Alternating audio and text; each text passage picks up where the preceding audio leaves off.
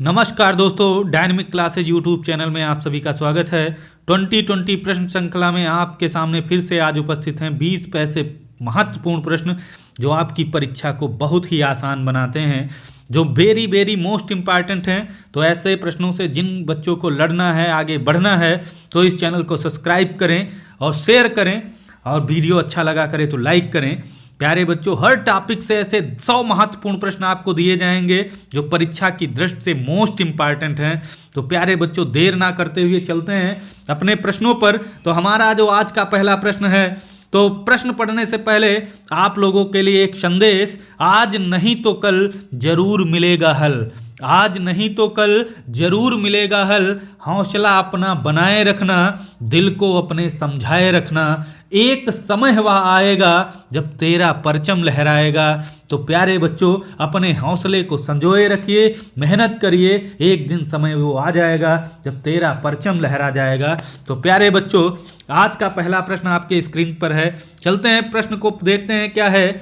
महायान बौद्ध ग्रंथ, महायान का बौद्ध ग्रंथ प्रज्ञा पारमिता की रचना किसने की थी? ऑप्शन में हमारे हैं मुल्ला दाऊद, नागार्जुन, गुणाढ़ और भर्तृहरि। तो प्यारे बच्चों, ये बौद्ध ग्रंथ है जो किसमें, यह पाल शैली का ग्रंथ है। आप सबको पता है, पाल शैली के लिए हमने आपको एक श्लोक सुनाया था, पंचपाल की पोथी माला, प्रज्ञा गंध और करण देव की साधन माला। तो प्यारे बच्चों, प्रज्ञा पारमिता वही है। तो हमारा ये प्रज्ञा पारमिता रचनाकार कौन है ये पूछ रहा है। तो पहले प्यारे बच्चों, ऑप्शन में जो हमारा है नागार्जुन। क्या है? नागार्जुन। बी ऑप्शन है हमारा बिल्कुल correct answer, B option Nagarjun, ये इसके रचनाकार हैं। तो यह बौद्ध धर्म का प्रसिद्ध ग्रंथ है, सभी बच्चों को पता है। इसे पाल शैली में चित्रित किया गया था, ये भी पता है। अब बात कर लें यहाँ पर, बात जब आती है कुछ ऑप्शन की, तो जो ये गुणाढ़ हैं ये भी प्राचीन रचनाकार हैं, बहुत ही प्राचीन ग्रंथों की रचना की है। एक ग्रंथ आपने सुना होगा बृहत कथा, तो ये उन्हीं का है बृहत कथा। ये ध्यान रखना है, बृहत कथा किसकी है? तो गुणाढ़ की है।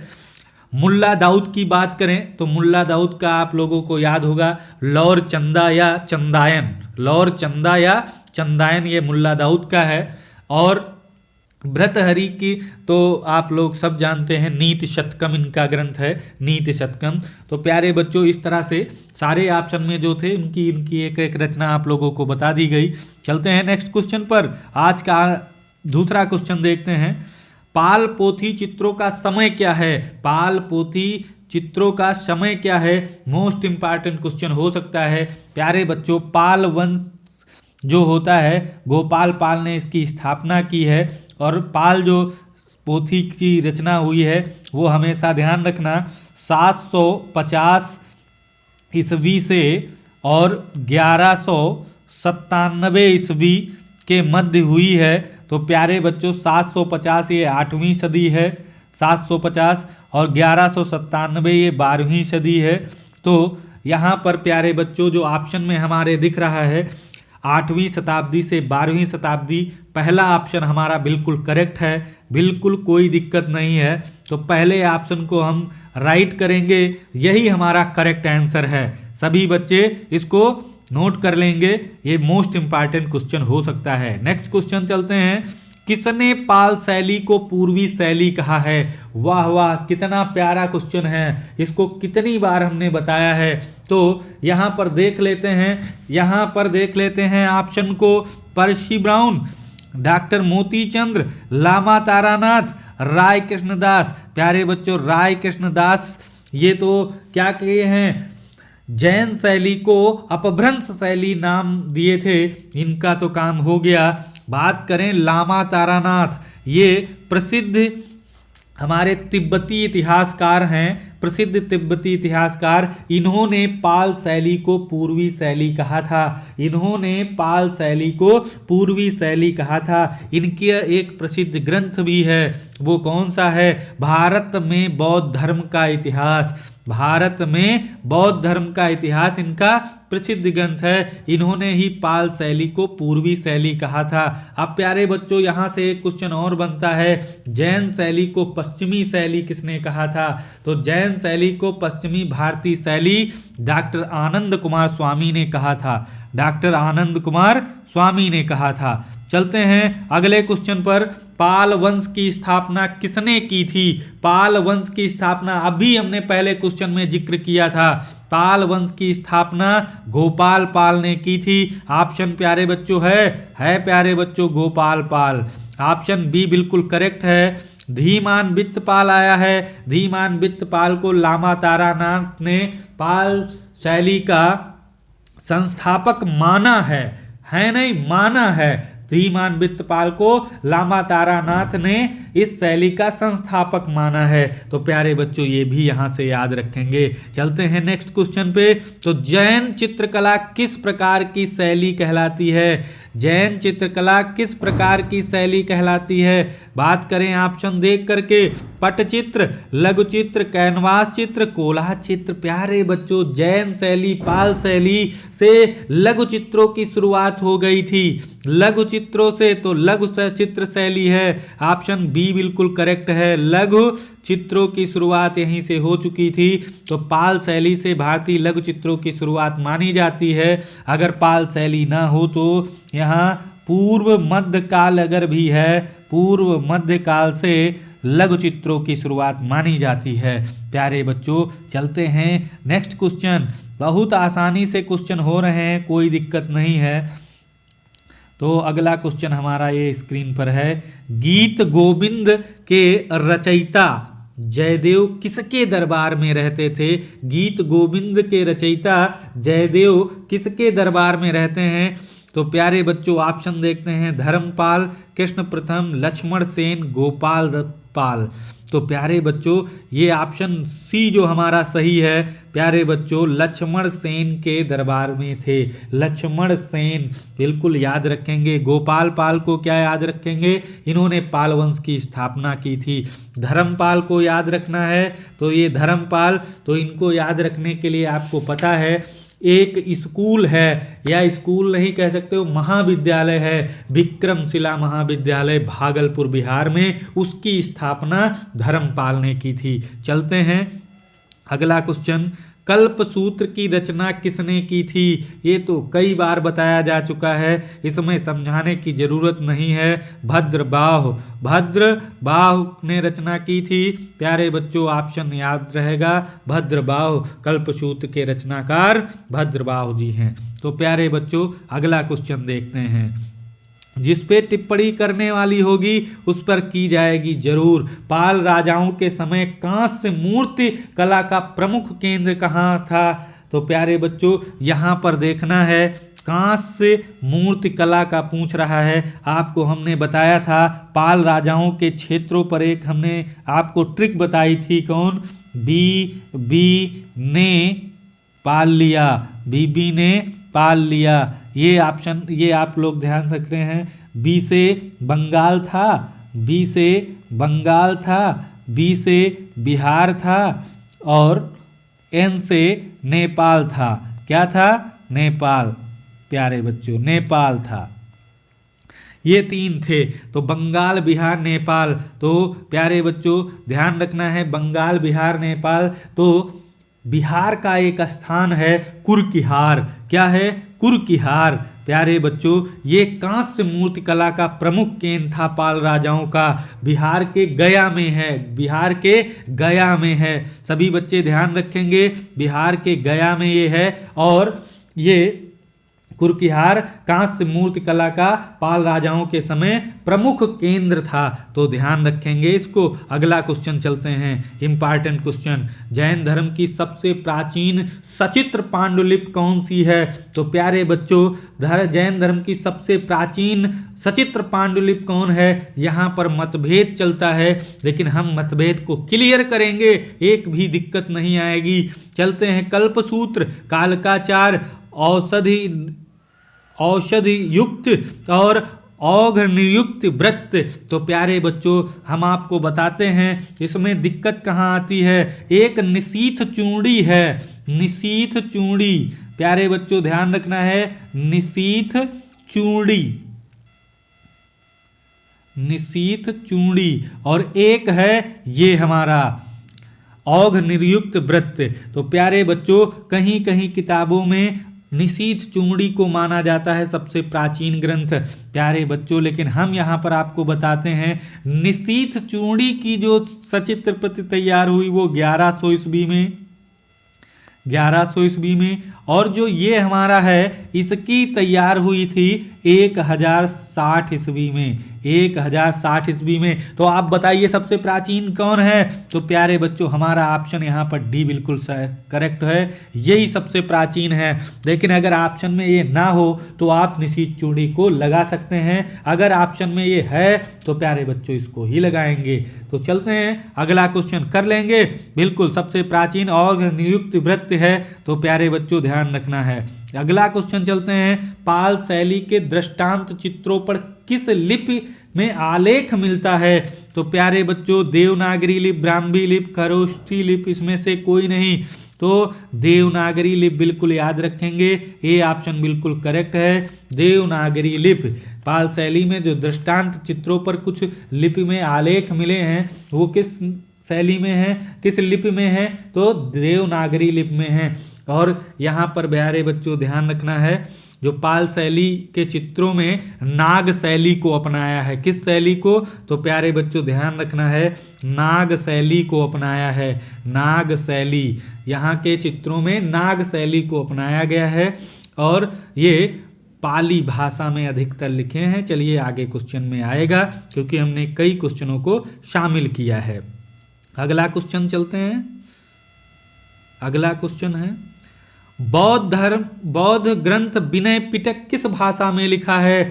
बौद्ध ग्रंथ विनय पिटक किस भाषा में लिखा है, पाली भाषा, संस्कृत भाषा, बंगाली, तेलुगु। तो प्यारे बच्चों अभी हमने बताया था पाली भाषा बिल्कुल करेक्ट है, पाली भाषा, पाली भाषा और नाग शैली, पाली भाषा नाग शैली। चलते हैं बिल्कुल कर लेंगे, कोई दिक्कत नहीं है। अगला क्वेश्चन, जैन शैली का चित्रित ग्रंथ निशीथ चूड़ी के रचनाकार कौन है। अच्छा निशीथ चूड़ी के रचनाकार पूछ लिया है, कोई दिक्कत नहीं है। तो जैन शैली का चित्रित ग्रंथ निशीथ चूड़ी के रचनाकार प्यारे बच्चों ध्यान रखना है हरिदास, मुल्ला दाऊद, जिनदास, मतिराम। तो प्यारे बच्चों ये हम आपको बता चुके हैं लेकिन फिर से लिख देते हैं जिनदास, जिनदास, सी ऑप्शन है। प्यारे बच्चों निशी में याद रखना है निशा, निशा मतलब रात्र, रात्र में भूत चुड़ैल आदि निशाचर घूमा करते हैं, और जिन जो हैं जिन, जिन दास जानते हो ये भूत चुड़ैल के देवता माने जाते हैं। तो ये से याद रख सकते हो, ये ट्रिक आपके लिए है। जिनदास गढ़ी इनका पूरा नाम है, जिनदास गढ़ी। तो ये ऑप्शन सही है, निशीथ चूड़ी के रचनाकार जिनदास गढ़ी जी हैं। तो बिल्कुल हो जाएगा, कोई दिक्कत नहीं है। पाल चित्रों में किस शैली को अपनाया गया है। ओहो अभी बताया था किस शैली को, देख सकते हो पाल शैली को, किस शैली, पाल चित्रों में किस शैली को अपनाया गया है। तो देव शैली, यक्ष शैली, नाग शैली, उपरोक्त सभी प्यारे बच्चों नाग शैली बिल्कुल करेक्ट ऑप्शन है, बी ऑप्शन बिल्कुल करेक्ट है, नया नाग शैली। तो कोई दिक्कत नहीं, इसको कर लेंगे। जौनपुर की तुलना ईरान के किस कला केंद्र से की जाती है। जौनपुर की तुलना ईरान के किस कला केंद्र से की जाती है। प्यारे बच्चों आप लोगों को पता है एक स्थान वहाँ है सिराज, क्या है सिराज, इसी से तुलना की जाती है। तो ऑप्शन हमारा कौन सा, सी बिल्कुल करेक्ट है, सी सिराज। बिल्कुल याद रखेंगे जौनपुर की तुलना ईरान के किस कला केंद्र से की जाती है, तो सिराज। प्यारे बच्चों कर सकते हो आप लोग, कोई दिक्कत नहीं है। करणदेव गुहा किस शैली की सचित्र पोथी है। करणदेव गुहा प्यारे बच्चों वही याद रखो। अब यहाँ पर हम थोड़ा उसको लिख देते हैं जिसमें जिन बच्चों को नहीं पता है तो याद रखेंगे।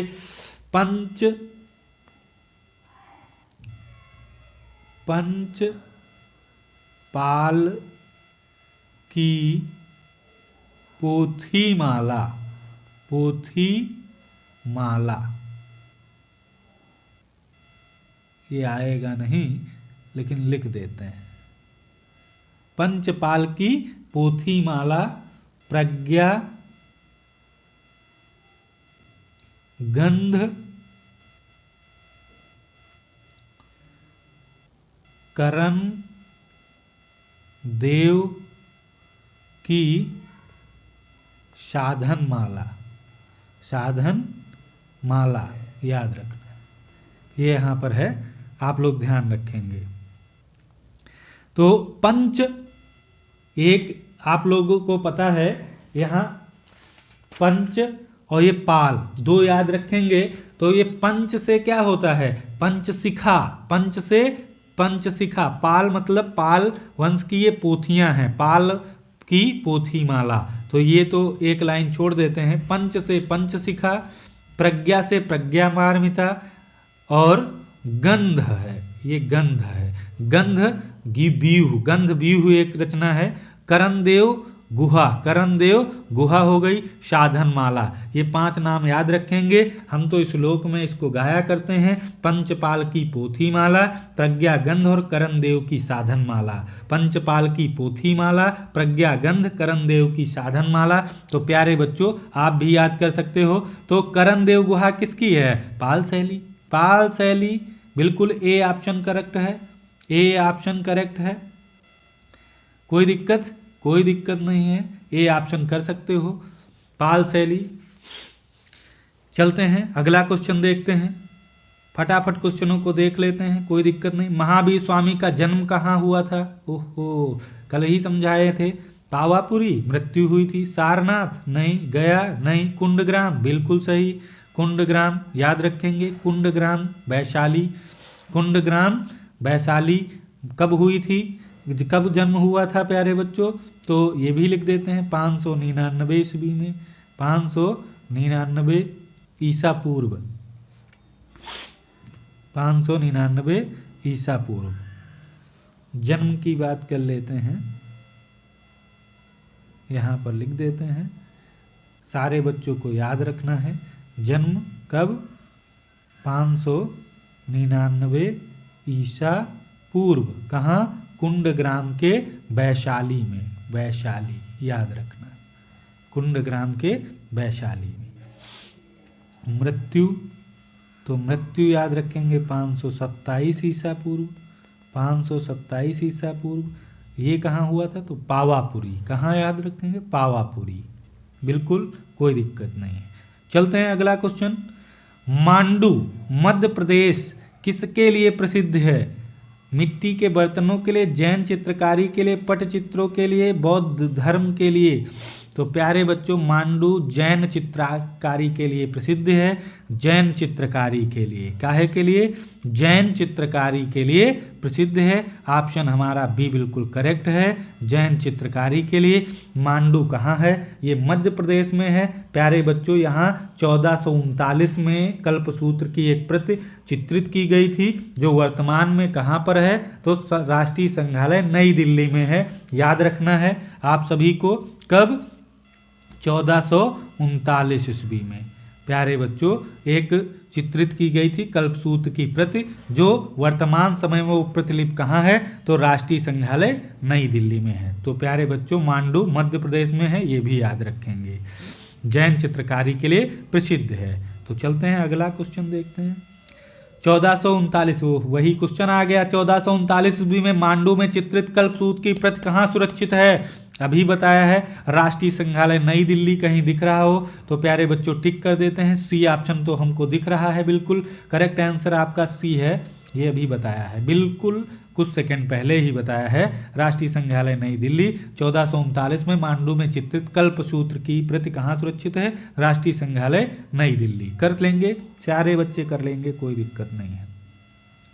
पश्चिमी भारतीय शैली के आकारों का बाह्य रेखा किससे बनी है, बाह्य रेखा किससे बनी है, ओहो, इसमें 2 क्वेश्चन बन जाते हैं, लेकिन चलिए दोनों समझा देते हैं। पश्चिमी भारतीय शैली के आकारों की बाह्य रेखा किससे बनी है? तो प्यारे बच्चों यहाँ रंग से बात चल रही है, क्योंकि ऑप्शन में रंग है। लाल शाही, काली शाही, नीली शाही, सफ़ेद शाही। तो प्यारे बच्चों काली शाही याद रखेंगे, काली शाही, काली शाही। और निब की सहायता से, ये भी याद रखना है, निब की सहायता से, निब की सहायता से प्यारे बच्चों ये भी याद रखेंगे। निब की सहायता से काली स्याही से पश्चिमी भारतीय शैली के आकारों की बाह्य रेखा बनी थी। तो प्यारे बच्चों पश्चिमी भारतीय शैली कौन सी है? अपभ्रंश शैली या जैन शैली, कुछ भी हो सकता है। यहाँ पर मान लो क्वेश्चन घुमाना चाहे तो पश्चिमी भारतीय शैली की जगह पर जैन शैली दे सकता है या अपभ्रंश शैली दे सकता है, तो घबराना नहीं है, ये वही है, जैन शैली या अपभ्रंश शैली या पश्चिमी भारतीय शैली, तो कर सकते हैं, कोई दिक्कत नहीं है। काली स्याही याद रखेंगे निब की सहायता से, निब की सहायता से। अगला क्वेश्चन देखते हैं, आज का लास्ट क्वेश्चन है प्यारे बच्चों, अच्छी तरीके से इस क्वेश्चन को जवाब देने हैं सभी बच्चों को। जैन शैली का ग्रंथ लौर चंद्राय चंदायन के लेखक कौन हैं? अभी ऊपर बताए थे लौर चंदा, चंदा प्यारे बच्चों याद रखना है, लौर चंदा, चंदायन के लेखक कौन हैं? तो मुल्ला दाऊद हैं। पहले क्वेश्चन में ही बताया था समझाते हुए कि एक एक रचना याद कर लीजिए, तो हमारा पर यहाँ पर ऑप्शन जो है वो सी बिल्कुल करेक्ट है, मुल्ला दाऊद। प्यारे बच्चों आप अच्छी तरीके से इन क्वेश्चनों को कर लिया, कोई दिक्कत नहीं है। प्यारे बच्चों ऐसे क्वेश्चन अगर आपको देखना है तो इस चैनल को सब्सक्राइब करें, अगर वीडियो अच्छा लगा करे तो लाइक करें। प्यारे बच्चों आज के वीडियो में इतना ही, कल फिर मैं महत्वपूर्ण क्वेश्चन 20 लेकर इसी टॉपिक से अभी मिलेंगे, क्योंकि 80 प्रश्न हो गए हैं, 20 अभी प्रश्न बाकी हैं, तो 20 ऐसे महत्वपूर्ण भी जो प्रश्न बाकी रह गए हैं उनको भी कर लेंगे, उसके बाद नया टॉपिक चलाएंगे। तो प्यारे बच्चों आज के वीडियो में इतना ही। जय हिंद, जय भारत।